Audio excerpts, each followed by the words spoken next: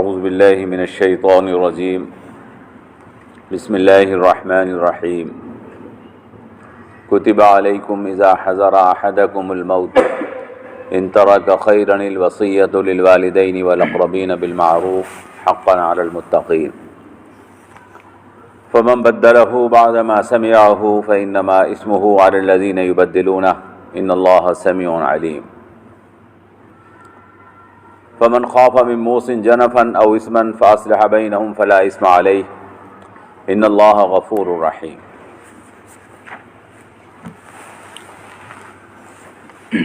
کتب علیکم اذا حضر احدکم الموت، تمہارے اوپر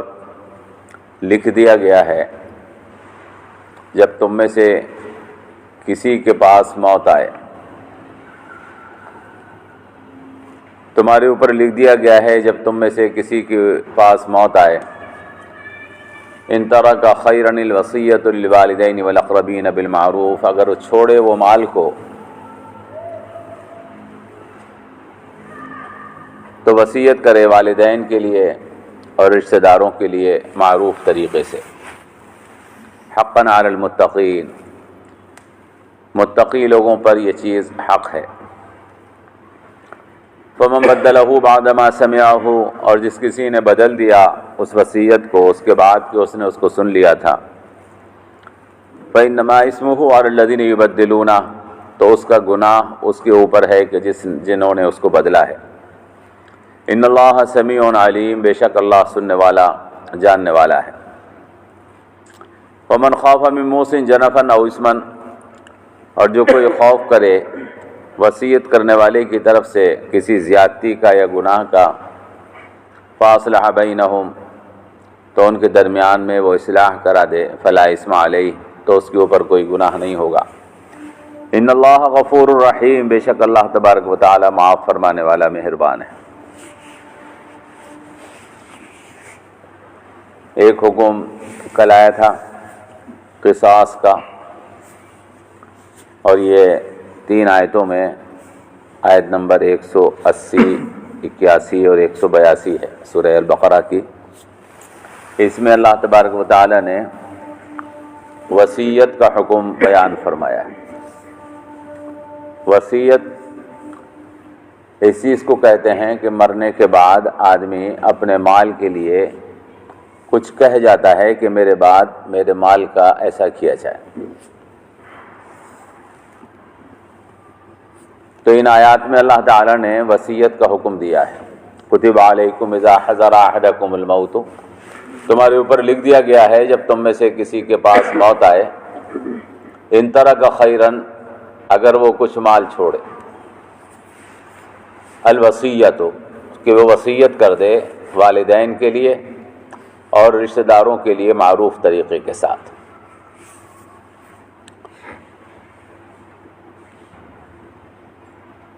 تو والدین اگر کسی کے موجود ہیں، اور دوسری آیت آئے گی 4 پارے میں ہے وہ آیت، اس میں اللہ تبارک و تعالی نے والدین کے لیے ایک حصہ مقرر کر دیا ہے۔ مرنے کے بعد اگر کسی کے والدین موجود ہیں اور اولاد مر گئی ہے تو اللہ تعالیٰ نے والدین کے لیے حصہ مقرر کر دیا ہے۔ الگ الگ ہے وہ پورا مسئلہ، وہاں پر آئے گا انشاءاللہ۔ اگر مرنے والے کے اولاد موجود ہے اور والد اور والدہ موجود ہیں تو حصہ اور ہے، اور اگر مرنے والے کے اولاد موجود نہیں ہے تو ان کا حصہ جو مقرر کیا گیا ہے وہ اور ہے۔ وہ فرائض کا مسئلہ ہے۔ اللہ تعالیٰ نے مرنے والے کے ورثہ اگر موجود ہیں، اولاد ان کی موجود ہے،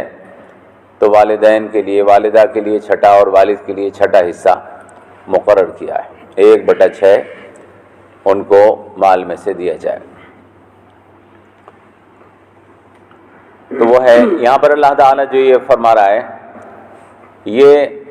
والدین کے لیے وصیت کرنے کا حکم مال میں سے بھی ہے، اور والدین کے لیے اگر کسی کا انتقال ہو رہا ہے، چونکہ اولاد کے اوپر والدین کی ذمہ داری ہوتی ہے۔ اب اگر کسی کا بیٹا ہے، اس کا انتقال ہو رہا ہے اور اس کے باپ یا بوڑھی ماں موجود ہے، تو مال میں سے وہ چھٹا حصہ تو ملے گا ہی جو ملنا ہے، لیکن اس کے علاوہ بھی ان کے ساتھ خیر اور بھلائی کا معاملہ ہو، اس کی وصیت ہونی چاہیے۔ اور رشتہ داروں کے لیے بھی وصیت ہونی چاہیے، چونکہ رشتہ داروں میں بہت سے لوگ ضرورت مند ہوتے ہیں، اور بہت سے رشتہ دار غریب ایسے ہوتے ہیں کہ وہ منحصر ہوتے ہیں ان کا خرچہ کسی کے اوپر۔ اب اگر جس کے اوپر خرچہ ان کا منحصر تھا اور وہ اس کا خرچہ ادا کرتے تھے، تو ضروری ہے کہ مرنے والا ان رشتہ داروں کے لیے جن کا وہ زندگی میں خرچہ اٹھاتا رہا تھا اپنے بعد کے لیے کچھ وصیت کر جائے۔ لیکن اس میں شریعت کا حکم ہے، وہ دوسری آیت میں ہے، وہ بھی آگے آئے گی آیت انشاءاللہ، وہاں پر میں آپ کو بتاؤں گا کہ وصیت 1/3 مال سے زیادہ میں جائز نہیں ہے۔ یعنی کل مال اگر کسی کے پاس مثلا 3 روپے ہیں اور وہ وصیت کرنا چاہتا ہے تو 1 روپے کی وصیت کسی کو کر سکتا ہے، لیکن اس میں شرط یہ ہے کہ وہ وصیت جس کے لیے کر رہا ہے وہ اس کا وارث نہیں ہونا چاہیے، یعنی بیٹے کے لیے، بیٹی کے لیے، ماں کے لیے، باپ کے لیے وصیت نہیں کر سکتا، چونکہ وہ حصے دار ہے اور وارث ہے۔ تو یہاں اللہ تعالیٰ نے وصیت کے لیے حکم فرمایا ہے، تو یہ وصیت کن لوگوں کے لیے کی جائے گی؟ مرنے والا وصیت اپنے رشتہ داروں کے لیے کرے گا، اور مرنے والا وصیت ان لوگوں کے لیے کرے گا جس کے خرچے اس کی زندگی میں وہ اٹھاتا تھا، اپنی زندگی میں جن کے خرچے اٹھاتا تھا، اور یہ وصیت 1/3 مال سے زیادہ نہیں کرے گا۔ اگر کسی مسجد اور مدرسے کو بھی دینا ہے، کسی کار خیر میں بھی اگر اپنے مال میں سے دینا ہے، تو اس کے لیے بھی یہ شرط ہے کہ 1/3 مال سے زیادہ نہ دیا جائے۔ حضور اکرم صلی اللہ تعالیٰ علیہ وسلم کے پاس کئی صحابہ حدیثوں میں آئے اور آنے کے بعد انہوں نے اللہ کے رسول کی خدمت میں اپنا کل مال پیش کر دیا کہ اللہ کے رسول، ہم اپنا سارا مال اللہ کے راستے میں خیرات کرنا چاہتے ہیں۔ تو حضور اکرم صلی اللہ تعالیٰ علیہ وسلم نے منع فرما دیا اور فرمایا کہ بس 1/3 تم اللہ کے لیے دے سکتے ہو، باقی 2/3 اپنے پاس رکھو اور وہ اپنے رشتہ داروں میں اور اپنے ورثاء میں تقسیم کر دو۔ تو یہ وصیت کا حکم ہے۔ اس آیت مبارکہ میں اللہ تعالیٰ نے وصیت کا حکم بیان فرما دیا ہے کہ کتب علیکم اذا حضر احدکم الموت ان ترک خیرا الوصیۃ للوالدین والاقربین بالمعروف، تمہارے اوپر لکھ دی گئی ہے جب تم میں سے کسی کے پاس موت حاضر ہو جائے، اگر وہ مال کو ترکے میں چھوڑے تو وہ وصیت کر دے والدین کے لیے اور رشتہ داروں کے لیے معروف طریقے کے ساتھ، مناسب طریقے کے ساتھ، اچھے طریقے کے ساتھ، حقاً علی المتقین، یہ متقین پر، ظاہر سی بات ہے مومن متقی ہوتا ہے۔ میں نے آپ کو بتا رکھا ہے کہ متقی کسے کہتے ہیں؟ جو گناہ کو برا سمجھتا ہے۔ متقی وہ ہوتا ہے جو گناہ کو برا سمجھتا ہے۔ آپ بھی متقی ہیں چونکہ آپ کو گناہوں سے نفرت ہے۔ متقی کے لیے یہ ضروری نہیں ہے کہ وہ گناہ نہ کرتا ہو، گناہ نہ کرتا ہو یہ نہیں ہے، گناہ کو برا سمجھتا ہے، اور اس کی پہچان یہ ہے کہ وہ کبھی جان بوجھ کر گناہ نہیں کرتا، دھوکے سے گناہ ہو جاتا ہے تو فوراً اللہ سے معافی مانگ لیتا ہے۔ متقی کو اگر اس سے کوئی گناہ شیطان کروا دیتا ہے تو اس وقت تک چین اور سکون نہیں آتا جب تک اپنے گناہ کو معاف نہ کروا لے۔ اگر کسی کی شان میں بے ادبی ہو گئی ہے تو معافی مانگ لیتا ہے، اللہ کے کسی حکم کی خلاف ورزی ہو گئی ہے تو اس حکم کے لیے توبہ کر لیتا ہے، اس نافرمانی کے لیے کوئی نماز چھوٹ گئی ہے، کوئی روزہ فرض چھوٹ گیا ہے، اس کو قضا ادا کر لیتا ہے اور اللہ سے معافی مانگتا ہے، پروردگار غلطی ہو گئی معاف فرما دیجیے۔ تو متقی اس کو کہتے ہیں جو گناہ کو برا سمجھتا ہے، اور اگر گناہ خدا نخواستہ شیطان اس سے کروا لیتا ہے، وہ خود نہیں کرتا، شیطان اگر کروا لیتا ہے تو اس سے فوراً معافی مانگ لیتا ہے، توبہ کر لیتا ہے۔ تو اللہ نے فرمایا کہ حقاً علی المتقین، وصیت کرنا متقیوں کے اوپر حق ہے۔ متقیوں کو چاہیے کہ یہ وصیت کر دیں، لہذا یہ وصیت کرنا حق ہے۔ آج بھی بہت سارے لوگ جانتے بھی نہیں کہ وصیت کا کیا حکم ہے، وصیت کرتے بھی ہیں تو غلط سلط کر دیتے ہیں۔ لہذا ہمیں معلوم بھی ہونا چاہیے کہ شریعت کا صحیح حکم کیا ہے اس سلسلے میں، اور موت تو ہر کسی کو آنی ہے، موت کا نام گالی نہیں ہے، لہذا وصیت کو اپنے زندگی کے اندر سوچ کے رکھیں کہ میں اپنے مال میں سے اپنے رشتہ داروں کو یا دین کار خیر میں اللہ کے راستے میں یا مسجد کو اور مدرسے کو اتنا دوں گا، اس کے لیے وصیت لکھ کے اگر رکھ دیں تو اس کا ثواب ملتا ہے۔ اگر ابھی سے لکھ کر رکھ دیں کہ صاحب ہم یہ چاہتے ہیں کہ ہمارے مال میں سے ہمارے بعد اتنا مسجد کو دے دیا جائے، اتنا مدرسے کو دے دیا جائے، اتنا اللہ کے راستے میں خرچ کر دیا جائے، وہ اگر لکھ کے رکھ دیں تو پھر اللہ تعالیٰ ابھی سے اس کا ثواب دینے لگتا ہے، کیونکہ نیت کا بھی اللہ ثواب دیتا ہے۔ تو اللہ نے فرمایا کہ حقاً علی المتقین، یہ متقین کے اوپر حق ہے۔ اور فرمایا کہ فمن بدلہ بعد ما سمعہ، اور جس کسی نے کسی کی وصیت کو سن لیا اس کے بعد اس کو بدل دیا۔ بہت سے لوگ بے ایمان ہوتے ہیں،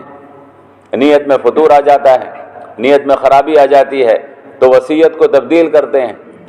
مرنے والا وصیت کر گیا کہ میرا مال میں سے اتنا فلاں کو دے دینا، لیکن سننے والوں نے سوچا، جو رشتہ دار ہیں، عزیز اقارب ساتھ میں رہتے ہیں، انہوں نے سوچا کہ یہ مال ہماری جیب سے بلا وجہ جائے گا، لہذا چھپا گئے وصیت کو، نہیں بیان کیا۔ تو اللہ فرما رہا ہے جس کسی نے بدل دیا اس وصیت کو اس کے بعد کہ اس نے سن لیا تھا، فإنما اسمہ علی الذین یبدلون، تو بے شک اس کا گناہ انہی لوگوں کے اوپر ہے جنہوں نے اس کو بدلا ہے، جو بدل رہے ہیں وصیت کو اور پورا نہیں کر رہے۔ اصل میں وہ مال جس کی وہ وصیت کر کے گئے ہیں مرنے والے، اس کا مالک مرتے ہی وہ ہو گیا جس کو وصیت کی ہے، اور جب ہم نے وہ ان کو نہیں دیا تو اس کا مطلب یہ ہے کہ ان کے مال کو ہم نے مار لیا، تو وہ ہمارے لیے حرام مال ہے۔ اب حرام مال کو استعمال کرنے والا مومن کیسے ہو سکتا ہے؟ تو اس کا گناہ ہوگا۔ اللہ نے فرمایا ان اللہ سمیع علیم، اللہ تبارک و تعالی سننے والا اور جاننے والا ہے۔ فمن خاف من موص جنفا او اثما، اور جو کوئی ڈرے وصیت کرنے والے کی طرف سے کسی گناہ کے بارے میں۔ کئی مرتبہ ایسا بھی ہوتا ہے کہ وصیت کرنے والا، ہمارے پاس تو ایسے بہت سے مسائل آتے ہیں، وصیت کرنے والا غصے میں اور ناراضگی میں وصیت کرتا ہے، اپنے بیٹوں سے ناراض ہے، اپنی اولاد سے ناراض ہے یا اپنی بیٹی سے ناراض ہے، لہذا وہ وصیت کر دیتا ہے کہ میں اپنی اولاد کو نہیں دوں گا بلکہ فلاں کو دوں گا جس نے میری خدمت کی، اور وہ جوش میں آن کر ناراضگی میں اور غصے میں اپنی اولاد کی وجہ سے یا ورثاء سے ناراض کی وجہ سے، بہت سارے ایسے کیس ہمارے پاس جب آتے ہیں جب کسی کی اولاد نہیں ہوتی اور ان کے بھتیجے ان کے وارث بن رہے ہوتے ہیں۔ کسی کی وارث مرنے والا جس کا مال کا مالک ہے وہ مال چھوڑ کر جا رہا ہے، اپنے اولاد نہیں ہے، بھتیجے مالک بنتے ہیں۔ اب بھتیجوں سے عموماً ناراضگی ہوتی ہے، ہمارے سماج میں ایسا ماحول بنا ہوا ہے کہ عموماً بھتیجوں پہ بھروسہ نہیں کرتا آدمی، لہذا وہ وصیت کر جاتا ہے کہ میں اپنے مال کو سارا مسجد کو دے رہا ہوں، یہ وصیت کر جاتا ہے۔ یہ وصیت کرنا گناہ ہے۔ کسی وارث کو وراثت سے محروم کرنے کے لیے جو وصیت کی جائے گی وہ گناہ ہے، لہذا اللہ فرما رہا ہے فمن خاف من موص جنفا او اثما، کوئی اگر وصیت کرنے والی کی طرف سے کسی گناہ کا اندیشہ ہو یا کسی زیادتی کا اندیشہ ہو، کسی کا حق مارا جا رہا ہو، فاصلح بینہم، تو اس کو سمجھا دیا کرو اور آپس میں اصلاح کر لیا کرو۔ اگر کسی سے ناراضگی ہے جا کر معافی مانگ لے، کیونکہ وہ گناہ کا ارتکاب کر سکتا ہے، مال کی وجہ سے رشتے خراب ہو جاتے ہیں۔ تو اللہ فرمایا فاصلح بینہم، اگر وہ اصلاح کر لیں گے آپس میں تو فلا اثم علیہ، تو پھر ان کے اوپر کوئی گناہ نہیں رہے گا۔ ان اللہ غفور الرحیم، اللہ تبارک و تعالی معاف فرمانے والا مہربان ہے۔ تو ان آیات میں وصیت کا حکم بھائی بیان کیا گیا ہے، تینوں آیتوں میں۔ اللہ سے دعا کیجیے اللہ تبارک و تعالی۔ دیکھیے قرآن کریم میں اللہ تبارک و تعالی ہمیں کیسے باریک باریک مسائل سمجھا دیتا ہے۔ قصاص کا مسئلہ آپ نے سمجھا تھا، اب یہ وصیت کا مسئلہ، ایسے ہی قرآن کریم میں ہماری زندگی کے کل معاملات کے مسائل ہیں، لیکن ہم غفلت میں پڑے ہوئے ہیں، قرآن کریم کو سمجھنا نہیں چاہتے، سننا نہیں چاہتے، اس لیے ہم جہالت میں مر جاتے ہیں۔ قرآن کریم کے اندر اللہ تبارک و تعالی نے پوری زندگی کا قانون ہمارے بیان فرما دیا، ایک ایک مسئلہ بیان فرما دیا ہے۔ قرآن ایک اللہ کی ایسی مکمل کتاب ہے